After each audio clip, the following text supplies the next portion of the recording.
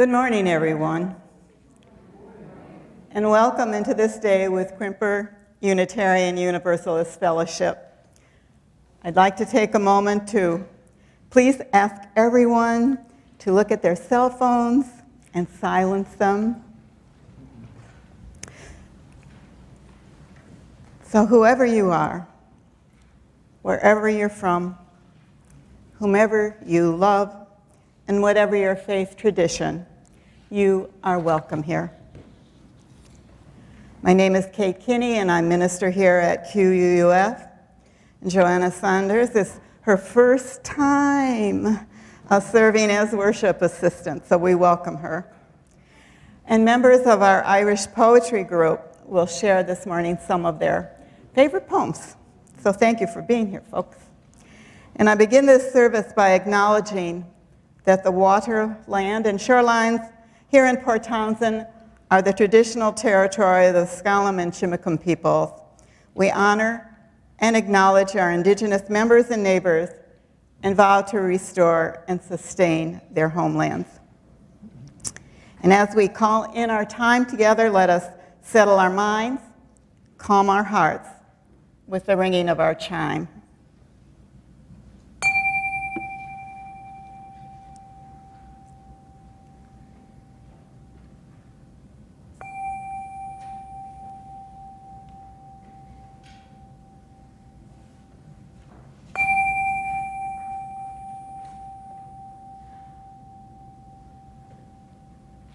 So glad we're all here. And I'd like to welcome a joyful noise now who will play today's prelude, a traditional Irish tune commonly called South Wind.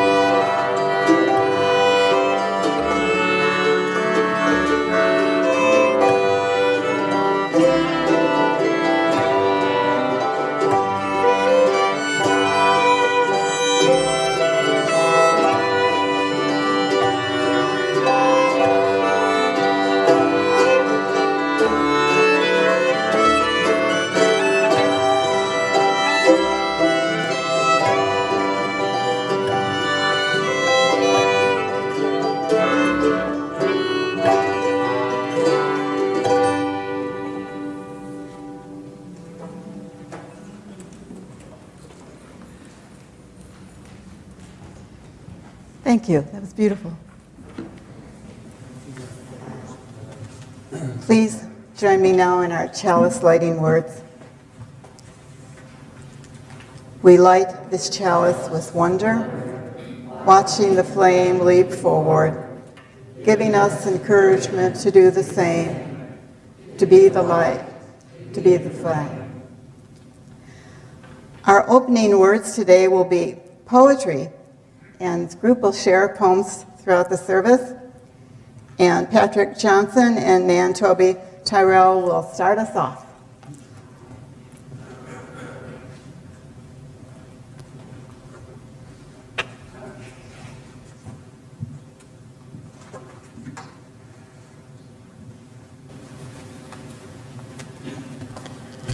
Oh gosh, that music makes me cry.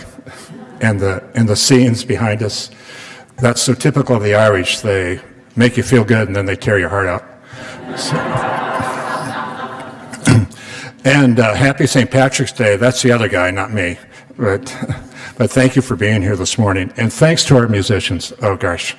And to Christina and Doug and the others who make all of this happen, and to Katy Taylor, who will be here momentarily to sing for us. So what a beautiful day. And Kate Kinney, thank you for inviting us to be part of St. Patrick's Day. It's a wonderful, wonderful time. St. Patrick's Day was celebrated for the very first time in St. Augustine, Florida in 1601. Now, with all due respect to our Boston friends, the Boston and New York celebrations came much later. And many of you know that it was Irish immigrated to Montana, that's where I'm from, immigrated to this country in droves, millions of Irish. And of course, came to escape the famine, and from the period up until 1847, until about 1849 to about anyway, in the latter part of the 1800s, 1 million Irish died as a result of the famine, and 1 million Irish immigrated. And it wasn't until 1980 that Ireland stopped exporting people, and then they returned to Ireland because the economy tolerated that. The Irish have a very rich tradition of literature, including 4 Nobel Prize winners: William Butler Yeats, George Bernard Shaw, Samuel Beckett, and most recently Seamus Heaney, whom you'll hear from. You'll hear a poem from momentarily. And Irish literature can be traced back to the 7th century, among the oldest written verse in the country, in the world, if not the oldest. And so our Irish poetry gathering that Kate Kinney referred to began 3 years ago, just on the edge of the pandemic. And we have been gathering weekly. We've become very good friends. We've been gathering weekly now for 3 years, and we have shared hundreds of poems. Although I must tell you, we have some rogues amongst us who bring in poetry from other people from time to time, and that's quite all right.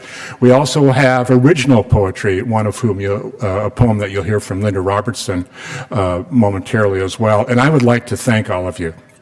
Thank you. It's become very meaningful to me, and just on a personal note, my Irish heritage traces from my mother, Patricia Hunter McMurray, who immigrated to this country in 1948 as a war bride with my father, who brought her to Montana. My mother was born and grew up in County Down, Bangor County Down in Northern Ireland, and of course I had a twin brother named Mike as well. This morning, I'm going to share with you what's known as Ireland's first poem. And again, this dates many, many centuries ago. This poem was written by Armagin, who was a Milesian prince and a druid, if you will. And so here is Ireland's first poem. I am the wind which breathes upon the sea. I am the wave of the ocean. I am the murmur of the billows. I am the ox of 7 combats. I am the vulture upon the rocks. I am the beam of the sun. I am the fairest of plants. I am the wild boar in valor. I am the salmon in the water. I am a lake in the plain. I am a word of science. I am the point of the lance of battle. I am the God who created in the head the fire. Who is it who throws the light into the meeting on the mountain? Who announces the ages of the moon? Who teaches the place where couches the sun, if not I?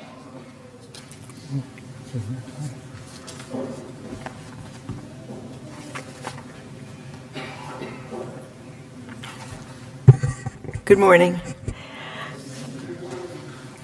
I am going to talk about Seamus Heaney, one of my favorite Irish poets. I'm not Irish at all, but being in this group for the last 3 years, I wish I was Irish. Born in 1939 on a farm in South County Derry, where his parents instilled in him a love of education, in spite of the fact that they did not have any books in their home. A poet and writer who wrote over 10 volumes of poetry, taught at Berkeley, Oxford, and Harvard. He said that the happiest day of his life was the first time he taught at Berkeley. His perceptive visions focused on the natural landscape of Ireland, as well as violence, sex, death, and losses in the history of his country. He is loved by both academics as well as ordinary people who grasp his clear, strong, sensual images, revealing both the mystery and the beauty of his homeland. That is evident in the poem that I will read entitled Postscript. I hope that some of you will go to the library and discover all the beautiful poems of Seamus Heaney. It's been a joy to be with Patrick and all the others in my group for the past 3 years. We've shared really great food, potlucks, and over, 150 books we've read? Postscript by Seamus Heaney.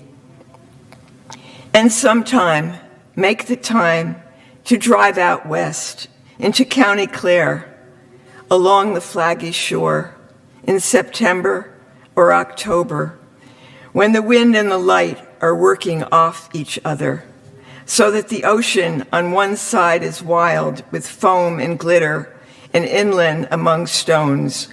The surface of a slate gray lake is lit by the earth lightning of a flock of swans, their feathers ruffed and ruffling, white on white. Their fully grown, headstrong-looking heads tucked or cresting under, busy underwater. Useless to think you'll park and capture it more thoroughly. You are neither here nor there. A hurry through which known and strange things pass. A big, soft buffetings come at the car sideways and catch the heart off guard and blow it open. Thank you.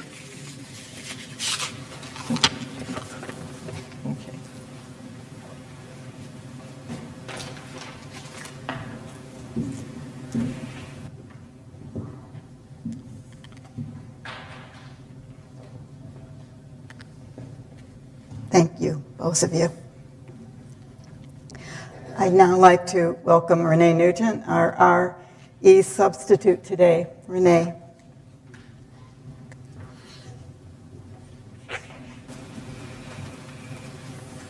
Good morning. Bo is away at a family reunion today, and we have a fun day of lessons planned in RE. Our middle schoolers left at 9:30 this morning to visit the Idris Mosque in Seattle as part of the Neighboring Faiths curriculum. And the elementary group is finishing up their studies on Buddhism with some mindfulness and meditation activities. The youngest group, the Chalice Hunters, is exploring the world of air. So now, if those along the aisle can please rise in body or spirit to form an arch, we will now sing out our children.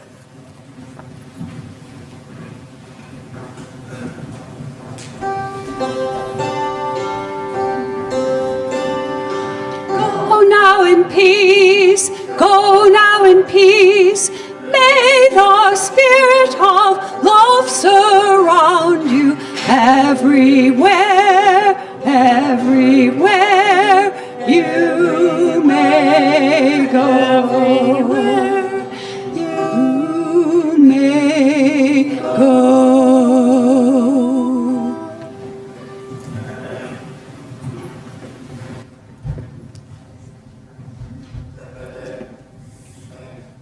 Thank you. A second group of readings will be given by Pam Bartlett and Linda Robertson, and as Patrick said, this is Linda's own poem.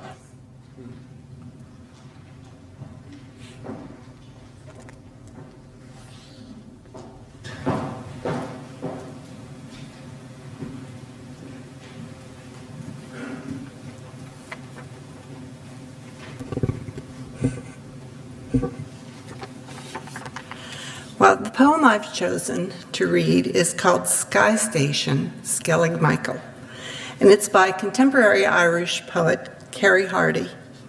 And Skellig Michael is one of two Skellig Islands, Great Skellig and Little Skellig, which lie off the southwestern coast of Ireland. Named for Archangel Michael, Great Skellig, or Skellig Michael, was home to a monastic community from the 6th to the 12th century. Sky Station, Skellig Michael. Whose is the body that kneels on the quartz and prays in this place of sea, rock, and sky? Whose is the body cold in a wind that blows from the place where the sea meets the sky? Who is it that worships? Who is it that's worshipped? One is the other. Both are the one.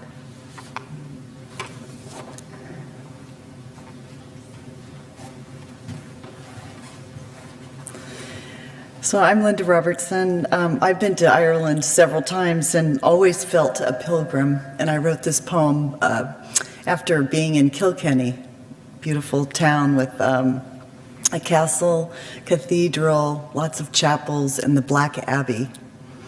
A pilgrim's way. One swan seeks the river's edge. A broad path follows the leafed sky. I turn to cross a soft field beneath unfamiliar clouds. Always a trail before me as I travel alone. Thankful for hedges of fuchsia that bloom, illustrating their season. If there is light in this world beyond our sun, they offer it. I rest against a ruined chapel wall, lean into its certain charity.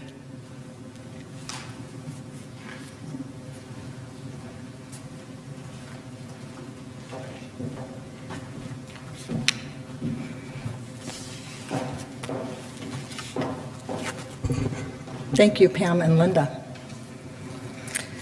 What we'd like to do now is to acknowledge and welcome those of you who are visiting with us this morning. So if you are online with us, you are invited to say hello in the comments section and tell us your name and where you're from. The chat section can be found below or on the right side of the video when you are out of full screen mode. If you are attending in person, please rise as able or raise your hand so that we may welcome you.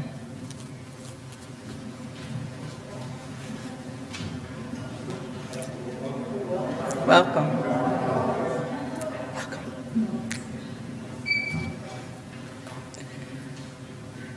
Now for our offering. We will now receive the offering, which today goes to support our programming, staff, and building here at QUF. If you'd like to donate today, you have three options. Text the amount you'd like to give to the number now showing at the bottom of the screen. Go to our website, QUF.org, and click on the giving link, or simply mail a check to QUF. Just remember to put offering in the memo line. We will now gratefully receive your offering as we listen to a joyful noise play, The Star of County Down.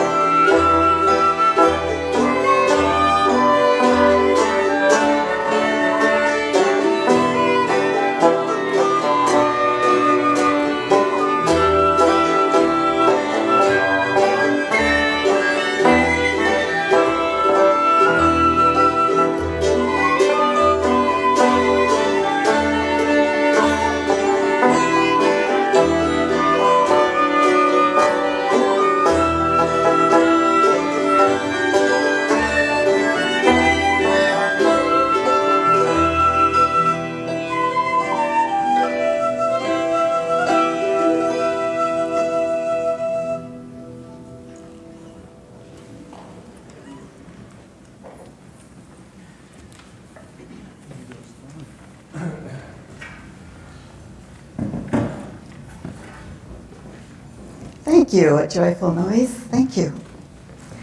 There are announcements this morning.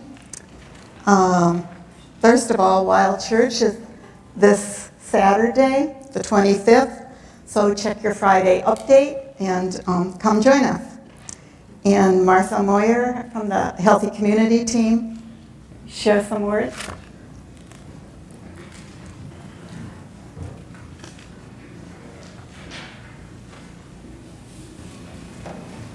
Such beautiful music. Good morning, I'm Martha Moyer, and as Kate said, I have the privilege of being a member of your Healthy Community team.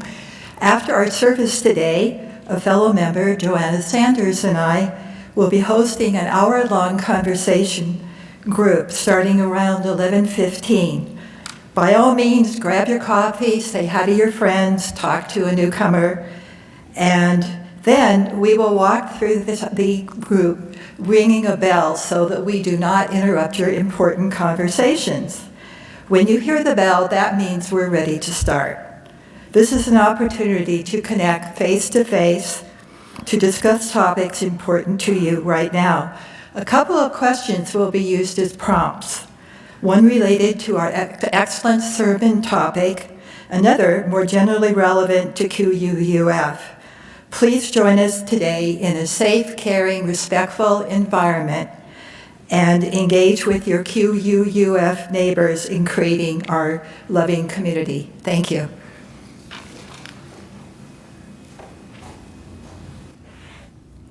Thanks, Martha. And now Julia Cochran is from the nominating committee.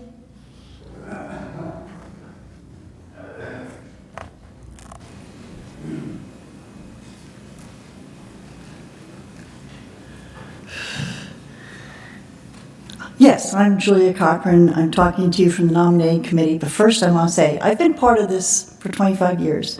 And that young woman over there is such a joy to my heart. Anyway, I moved. So what we want to say is that the committee would like to remind you that applications for elected positions on the Board and Endowments Committee are due March 22nd, which is just in several days. If you're considering applying, you can go to our website under About QUF Nominating Committee and find the application. We need you, so get your application in right away. Don't be intimidated, try it. And if you have any questions, you can call me or Cher Deweese or Jesse Wild, or that's the end of the line. Because two of us have just gone through operations, Mike Morrissey and John Collins. Take care.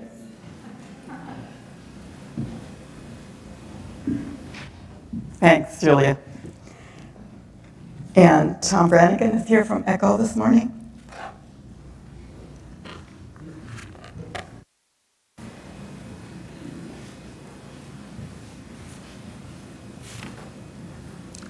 Good morning.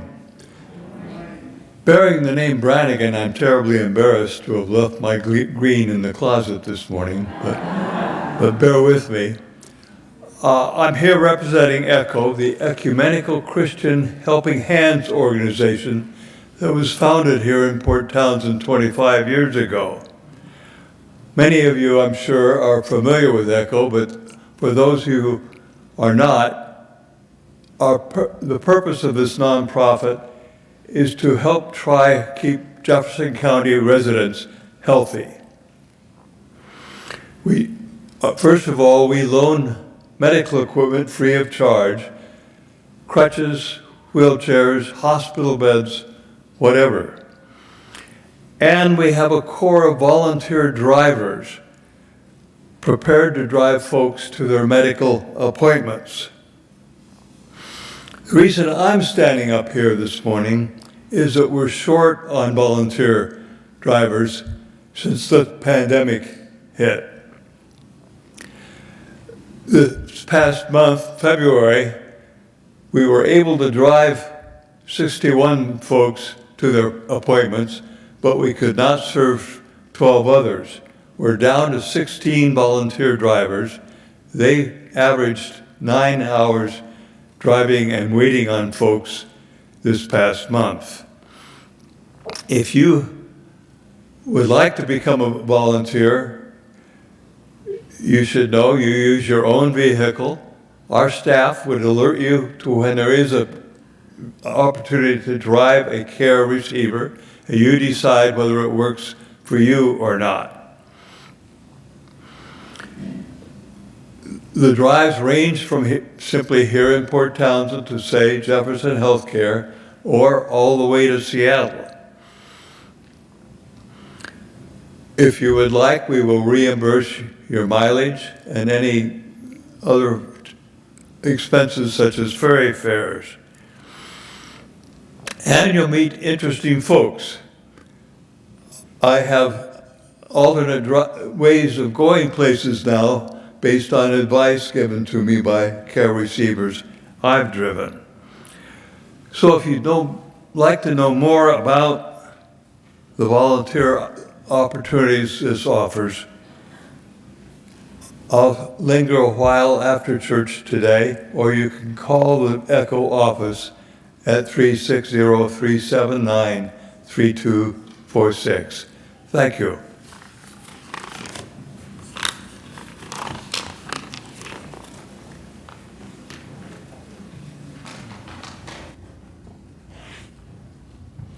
Thanks, Tom, and thanks for the good work you do in the community. And Joanna Saunders will be sharing a testimony.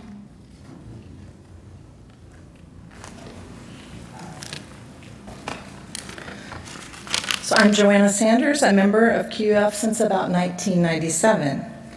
As a records clerk in my day job, I value holding and organizing important documents. And for a little show and tell, I hold onto this little membership directory as a treasured document. It's a 1997 version of Who's Who at UU. We've grown since then. And one early memory I have of those days in the late 90s, before I knew that I had made a pattern of showing up on Sundays, was receiving a phone call from one of the beloved elders. Hi, Joanna, you've been coming for a while. When are you going to start pledging?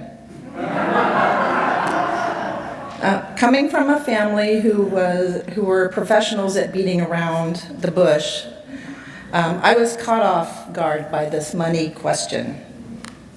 I said, well, I don't give a lot, but I do put cash in the collection plate. And they said, Joanna, if you put it in an envelope with your name on it, we'll know to attribute it to you. Okay, will do. And I appreciated the guidance and directness, really, I did. And little did I know then, all the behind-scenes work and commitment involved to keep this organization going. Those early members in that directory, like today, work to fund programs, pay staff, provide curriculum, host social events, and pay for the facility. The leaders also weathered many changes and challenges of a growing church and had the pleasure of working with roughly 9 ministers along the way. At times, we called this annual pledge event the Spring Fling, and it has become a fun ritual to anticipate. It means filling out my pledge form and having a community celebration, a party. Time to share food, laugh, reflect, and look forward. A month earlier than a pledge campaign, over the President's Day holiday, I hold another ceremony. It's tax preparation weekend. And although a lot less exciting, I don't dread this exercise of calculating my portion of taxes based on my income. I accept it as a social responsibility. The process involves making time to organize the paperwork, such as the proof of donations to organizations like QUUF. Donation statements that signify what I value. And doing this tax work early means that I know the results and can plan ahead for any taxes due or refund paid. Afterwards, I celebrate the great feeling of checking it off my list as completed. Unlike my early membership days, I now similarly calculate my giving for our fellowship. Now, my time here began out of a foggy desire to provide religious education foundation for my children. It turned into so much more. Side by side, we learned about social justice, our UU faith, and neighboring faiths, our whole lives sexuality curriculum, and much about the power of generosity. We combined our thoughts and voices with others in song, discussions, and even in quiet meditation. We were invited into too many activities to mention. And these asks to participate fostered and nurtured lasting relationships and friendships among our peer groups, but also in the larger congregation and intergenerationally. One particular event that was rich for me when I was an RE teacher was learning about and celebrating Lunar New Year. We constructed a bright colored cloth-covered dragon, and then as part of the Sunday service, we weaved it around with lots of little ones hiding underneath through the sanctuary. My dad always said the best way to learn something is to engage all your senses. And I've learned a lot here by saying yes when asked to contribute and weaving in and around the various jobs of this fellowship. I close by expressing gratefulness for being able to meaningfully contribute as a member and celebrating this season of giving and the rituals that bind us together in community.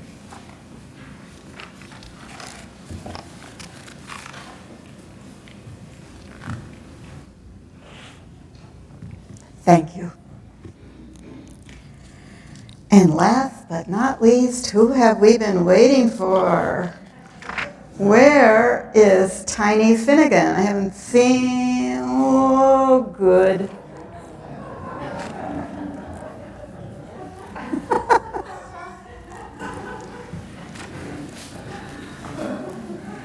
Hello again.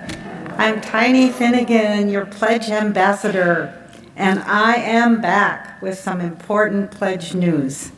But first, I have a major announcement. I've promised that we'll have some surprises at Brunchapalooza. Well, I have a doozy for you.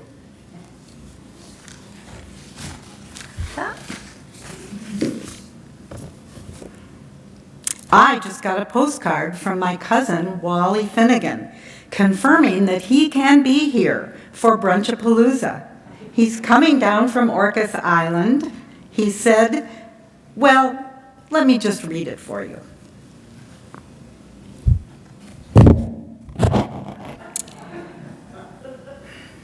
Dear Tiny, when I heard about all the delicious food and fun at the Brunchapalooza on April 2nd at 11 a.m., I flipped. I just flipped. He flipped. And he knows flipping. He says, bagels with all the trimmings, including cream cheese with smoked salmon spread made by Ann Weaver and Bobby Hasselbring. I'm in. I knew that would whet his appetite. He goes on to say, yes, I would be happy to speak at the Sunday service that day. Then he asks, Tiny, will there be a dunk tank? We sure had fun with the dunk tank at our Finnegan family reunion last summer. That's an idea, isn't it? A dunk tank is an interesting idea, something to consider. It would make a splash. He signs off, your cousin, Wally. I am so excited for you to meet Wally. But let's get to more pledge news, which I'm now calling Tiny Details. Tiny detail number 1. The pledge packets went out in the mail on Tuesday. Not only do they have a gorgeous brochure with important information and beautiful testimonials, this year there's also an elegant save the date card with my picture on it. You can hang it on your refrigerator to help you count the days until Brunchapalooza on, when is it? April 2nd at 11 a.m. Tiny detail number 2. The Safety and Risk Management Committee has approved this event with the following guidelines. When you are inside, please keep your mask on unless you are eating or drinking. If you are sick, please don't attend.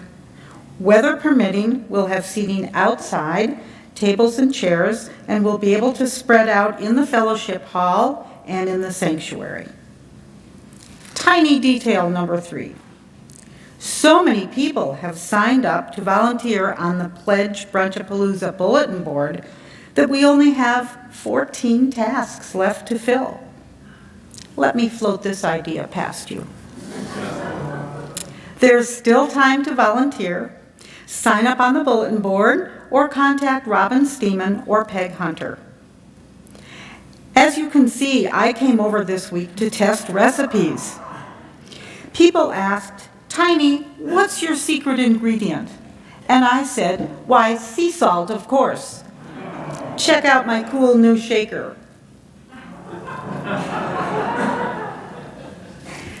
If you're like me, you're feeling waves of excitement thinking about Brunchapalooza on April 2nd at 11 a.m. Our big goal is to have all the pledge forms in by April 2nd. That deadline allows the Finance Committee to create next year's budget in a timely fashion. Remember, let's love and support QUUF.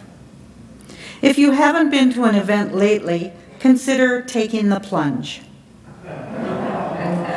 Come feast, have fun, meet my cousin Wally Finnegan, and turn in your pledge form if you haven't already. We can have a successful pledge campaign and reimagine QUUF, because where there's a whale, there's a way. Oh, say it with me again. Where there's a whale, there's a way. Thank you.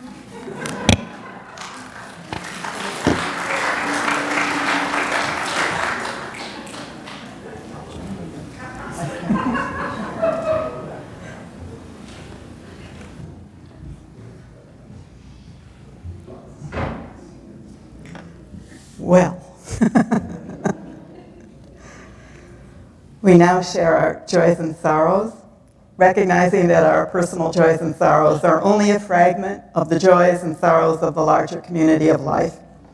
And thus we place this first stone, thinking in particular of our Muslim brothers and sisters as they begin their Ramadan fast. And now within the congregation, we have 3 wonderful candles to light this morning, a triple header. First, Carl Allen came out from his back operation with great success. Second, John Collins went through his surgery to get rid of his infection, and all is well. And third, Mike Morrissey went through a successful brain procedure to correct a malfunctioning artery. Way to go, guys. Woo. And it really does feel good, doesn't it? Because I know some of us were really worried with these 3 operations in 2 days. And so now we place the final stone, holding in our hearts the joys and sorrows I've just shared, but also thinking of such joys and sorrows among us that are unexpressed, but of no less importance. I invite you now into a moment of silence.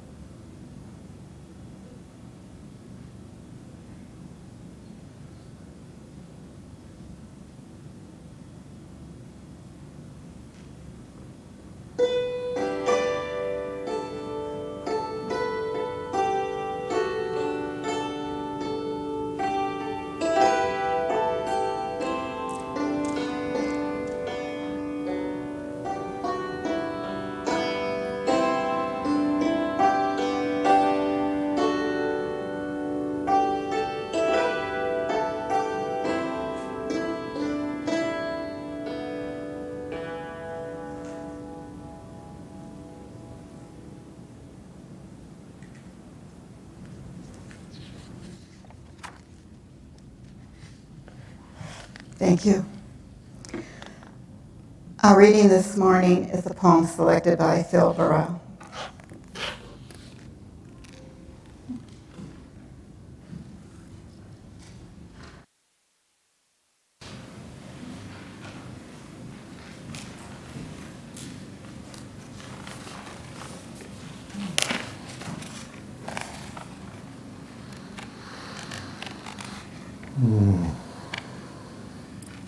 It's hiding underneath something else, but I can get it.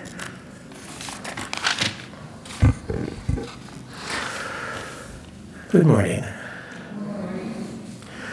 You know, the Irish have a deep-seated reverence for their land.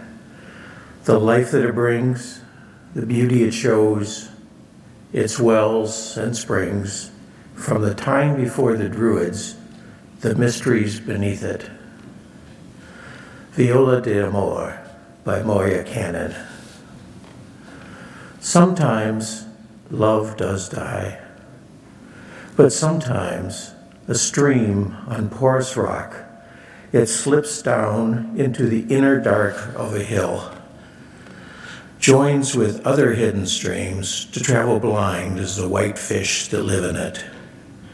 It forsakes one underground stream bed for the cave that runs under it. Unseen, it informs the hill, and like the hidden strings of the viola d'amore, makes the hill reverberate. So the people who wander there wonder why the hill sings, wonder why they find wells.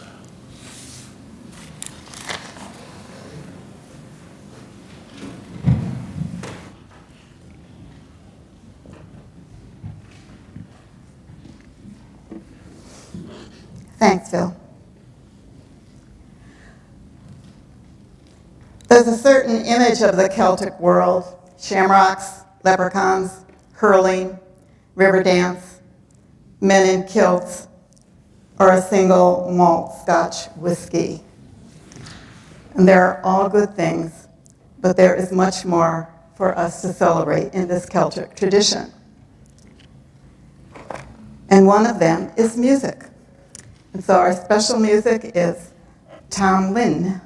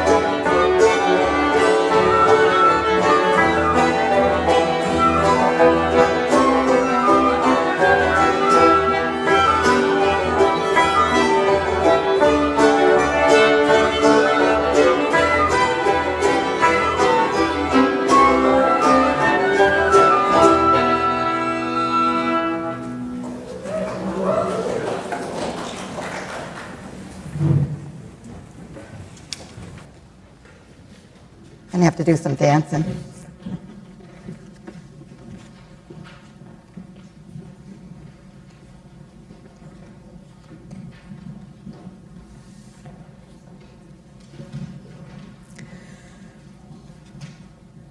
The Celts dominated the European scene from 700 BCE to 400 CE. That's a long time.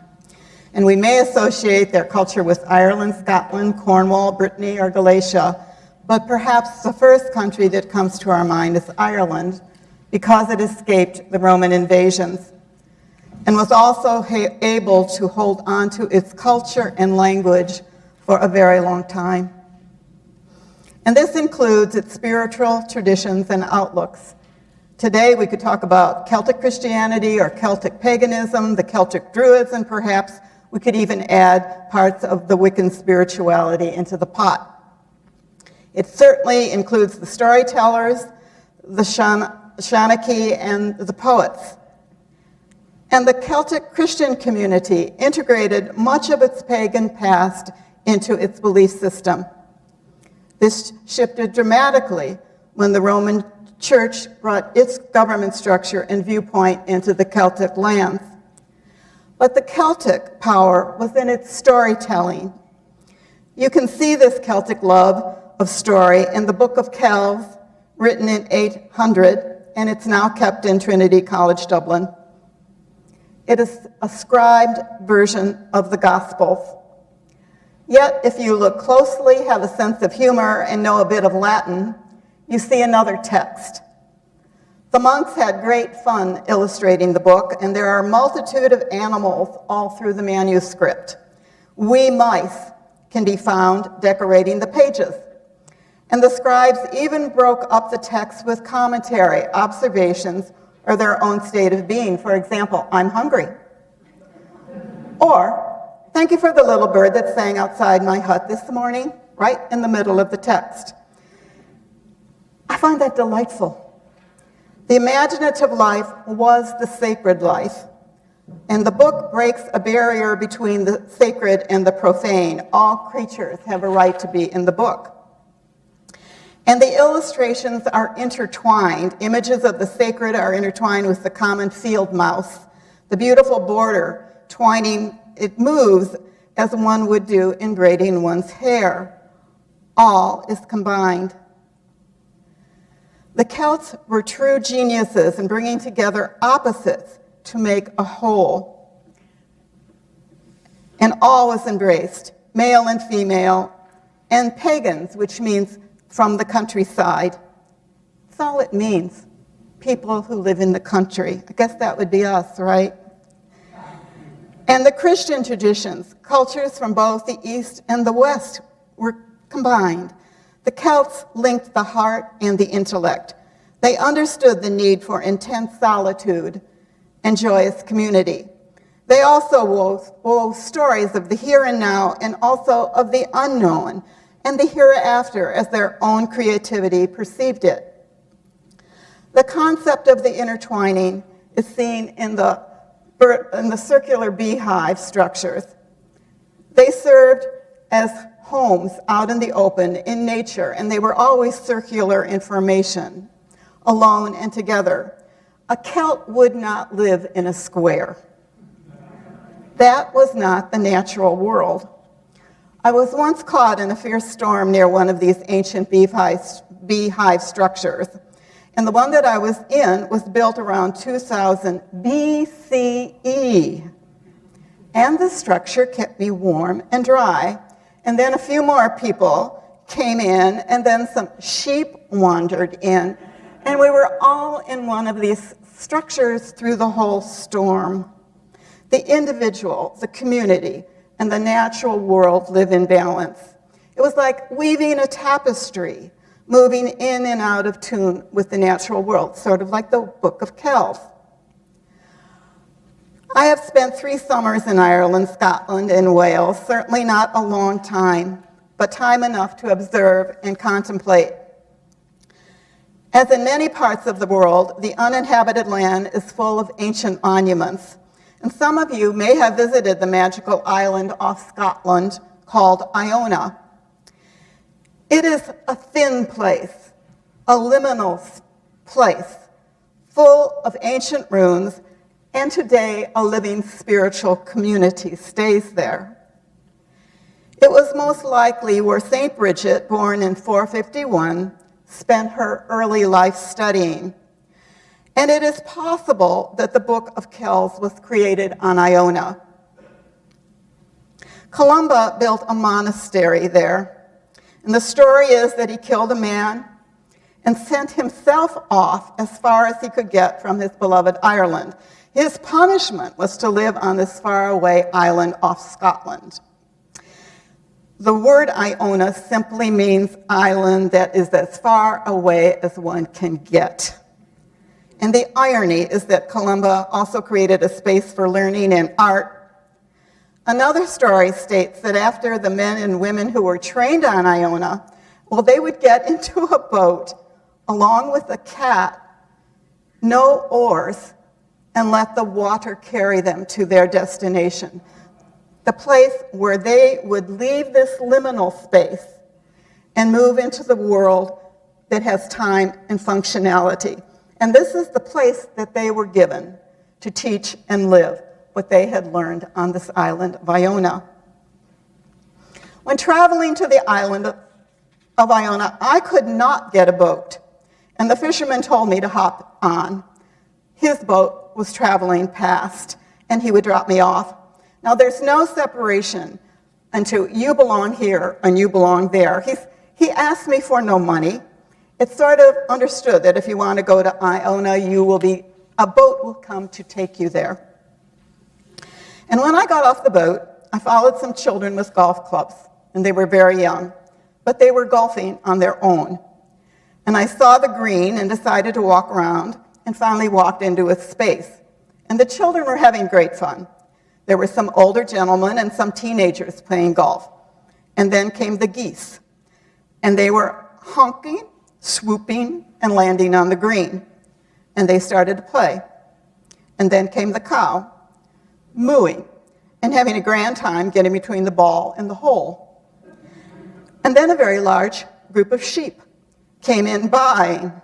And one was clonked right on the head with a ball and didn't seem to mind. It was one big playground, and everyone appeared to be enjoying each other, children, elders, animals, all playing together. Suppose we should mention this model to the folks who are involved in the Port Townsend golf course controversy.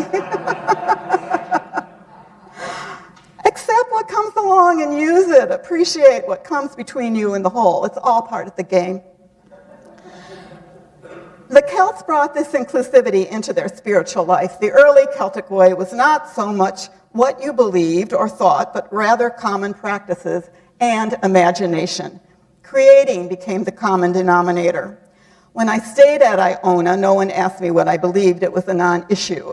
It was art and stories that held the themes together. The art of storytelling is passed down, recreated, passed to the next generation. They can do what they want to transform and create a new story. In the Celtic tradition, there is no one sacred book, and that allows for a large diversity. The books can be nature, the bardic love of poetry, or the written scriptures. And nature was considered the heart of the tradition and became one of the major ways to access the sacred. Celts worshipped outside in the groves. Trees had names. Water was sacred and had its own creatures living in it.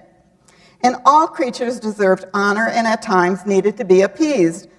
Don't get the land angry. And there are people that live under the land, and they are gods and goddesses. Watch out. There is a lovely mythic story about St. Kevin. I remember standing on the hill looking over the water where this story was to have taken place. Kevin was in the middle of the lake and raised up his arms in prayer, and suddenly a bird comes and makes a nest and drops her eggs, raises her chicks, teaches them to fly. And then when the mother's duties were over, the mother bird flies away. The small birds have gone. Then and only then can Kevin lower his arms. One does not disturb the creatures who befriend us. And then there are the sacred wells. Water is the life force, and the wells were honored as part of the sacred landscape. On one trip to Ireland, I picked the theme of sacred wells and tried to visit as many as I could. Did I make my goal? Well, not quite.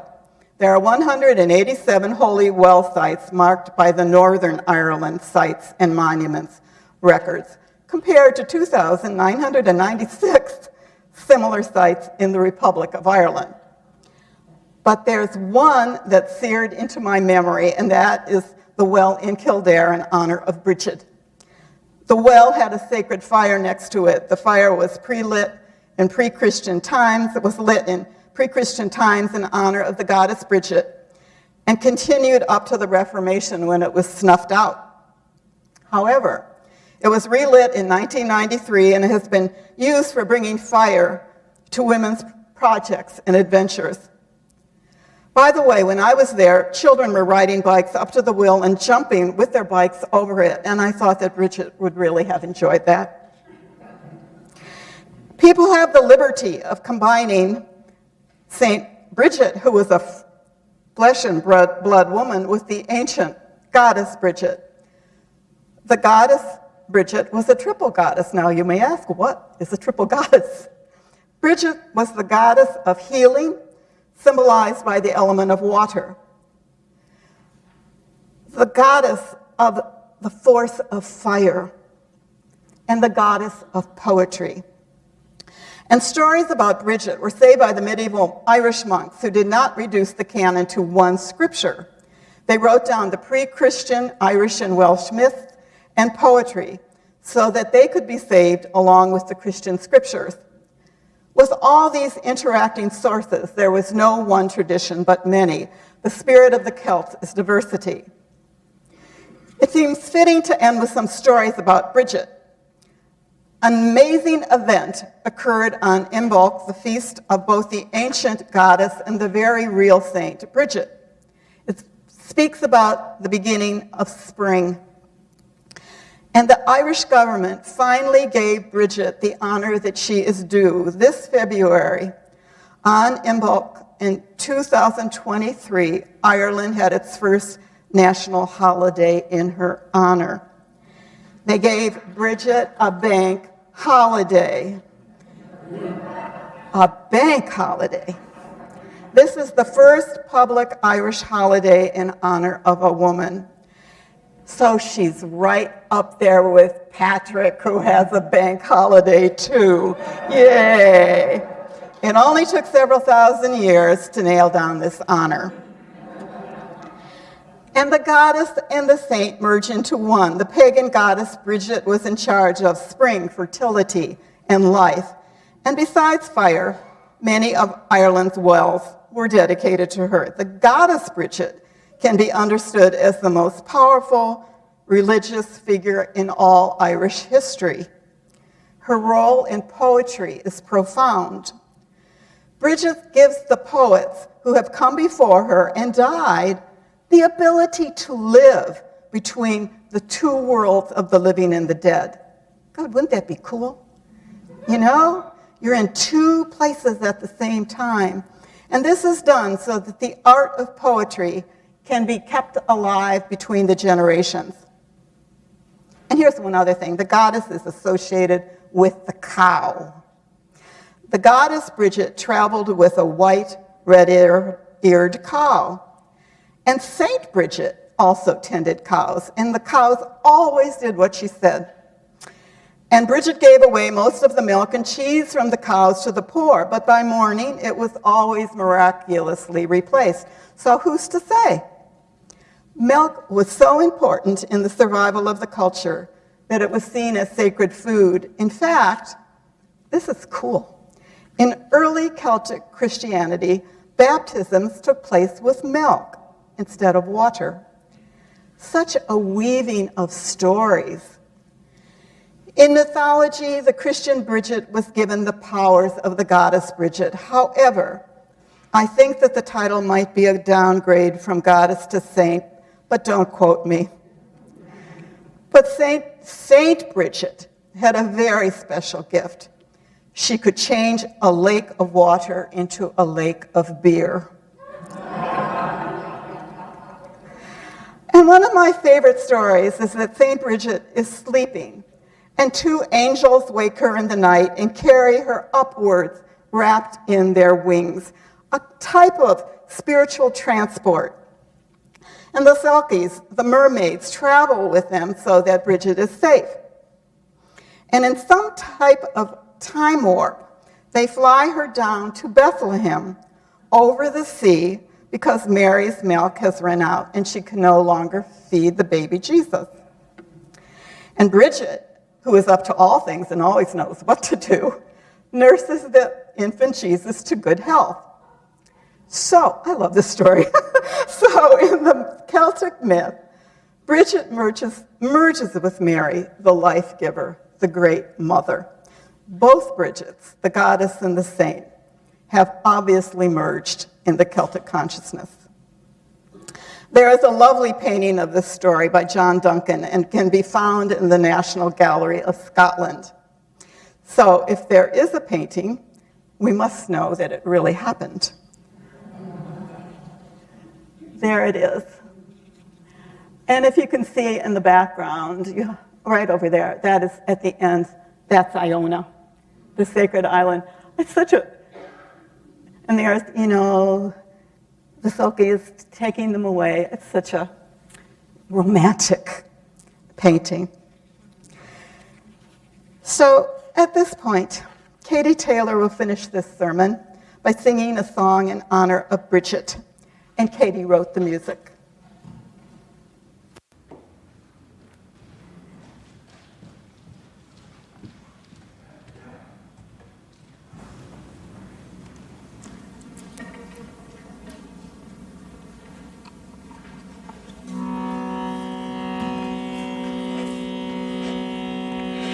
It is what Bridget had a mind for, lasting goodness that was not hidden.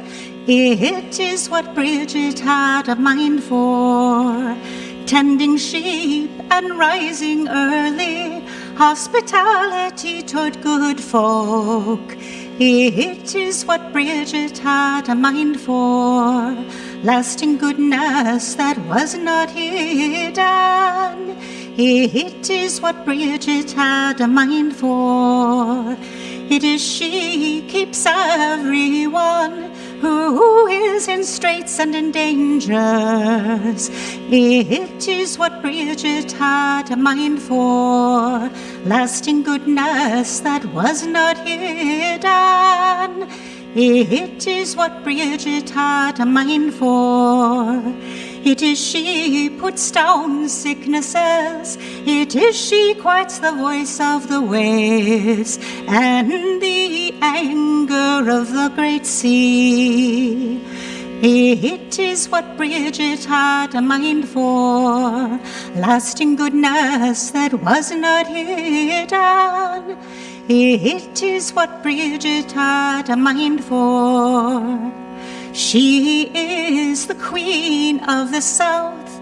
She is the Mary of the flocks.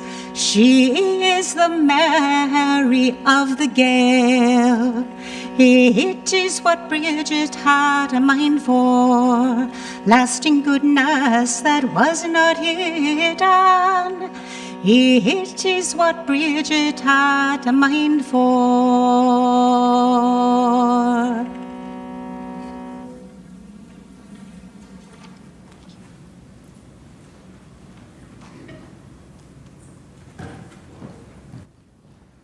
Thank you, Katy. That was beautiful. And then one final poem by Phil.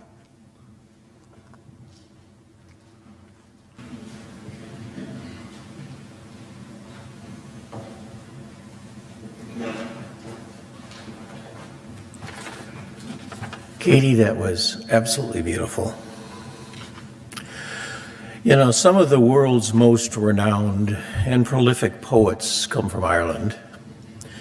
Many of their poems, like all good poems, leave the listener or the reader changed in some small but significant way. Now, I have a very short poem by Derek Mahon, and for the duration of this poem, I'd like us all to be the poet. To help clear your mind, if you could close your eyes and for the duration of the poem, and now take 2 deep breaths to clear the thoughts that you are having as yourself right now.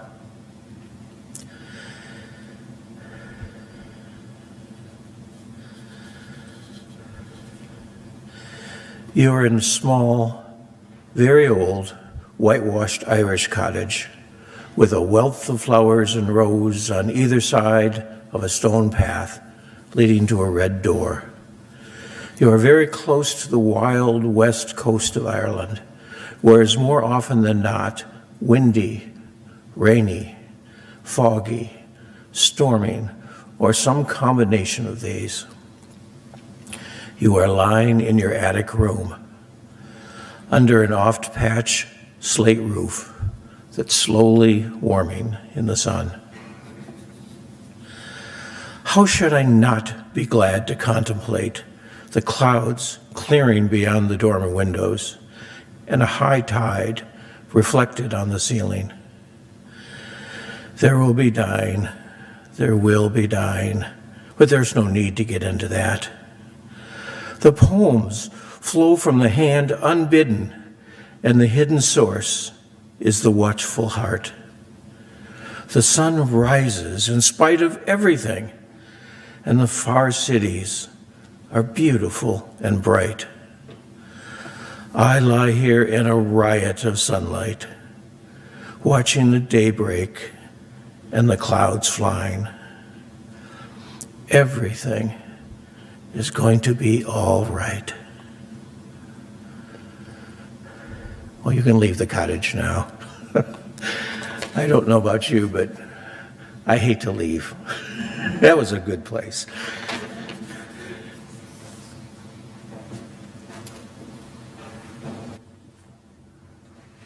Thanks, Phil.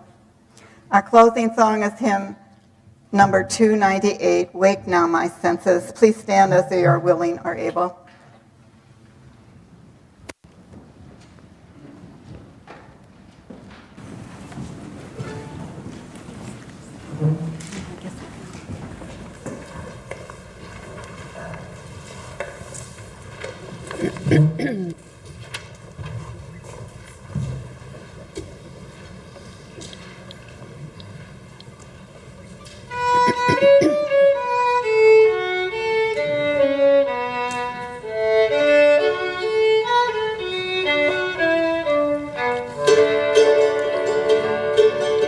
Wake now my senses and hear the earth call. Feel the deep power of being in awe. Keep with the web of creation your vow. Giving, receiving, as love shows us how. Wake now my reason, reach out to the new. Join with these children who quest for the truth. Honor the beauty and wisdom of time. Suffer thy limit and praise the sublime. Wake now, compassion, lift gate to the cry. Voices of suffering fill the wide sky.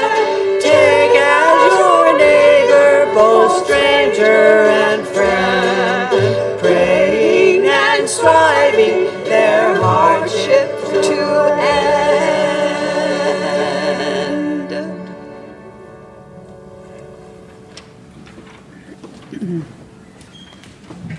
Thank you for the beautiful music this morning and for the poetry.